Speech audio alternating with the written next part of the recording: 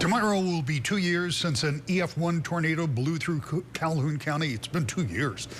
But boy, we really remember when that happened. It touched down north of Marshall in the middle of the night. Stayed on the ground for about 5 miles with wind speeds of 110 miles an hour, and the storm damaged a lot of buildings, took down hundreds of trees.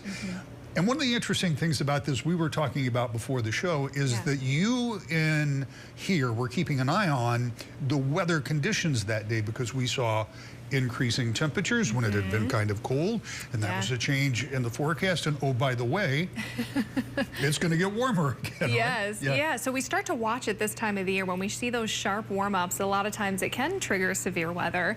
And if you look back on that day, it was such a significant warm-up. We actually saw 73 as our high temperature 2 years ago today on February 27th. And then look at how much it tumbled as we had about the 24 hours. The afternoon temperature on the 28th, which would be tomorrow, 25 degrees. So it actually broke a record, 48-degree drop in 24 hours. Previous record was back in 1963 for reference. And yes, it of course did produce that EF1 tornado. The tough part about this is it actually was well after dark, right around 12:30 in the morning, was on the ground for 5 miles. So as far as visuals, we really lacked that day. We ended up seeing a few pictures trickle in shortly thereafter, but a lot of tornado warnings leading up to that final touchdown again in Calhoun County.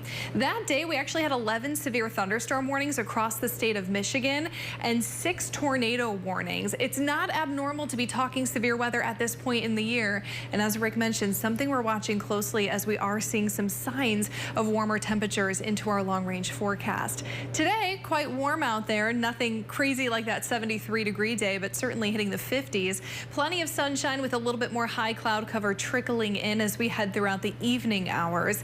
Tonight, we'll see those temperatures tumble, though. We'll see lows in the mid-20s, and unfortunately, we will struggle to rebound tomorrow. High temperatures in the late morning and afternoon will hover near freezing at best. Certainly cold enough again to be talking snow chances. So this has been the main story of the week, really our best snow chance that we see for the foreseeable future. If you look tonight, again, a little bit more cloud cover trickling in, and those winds turn. That's a huge part of the equation. It's going to pull in some of that cooler air and pull in this next system, which we're expecting to arrive late afternoon and evening, by the way. So if you have morning plans or even late morning plans, you should be well in the clear. First snowflake is expecting to arrive at the earliest around that 2 or 3 o'clock time frame. And as you can see, most of the heavy snow will actually be off to our north. Northern lower Michigan and the upper peninsula, by the way, have a decent snowpack if you're looking to get in some winter activities. We'll likely even see some fresh snow here as we continue throughout the evening. So how much are we tracking? Again, most of us will see about a trace to 2 inches. I think we might get clipped with some 3-inch spots, especially near and north of about Highway 10.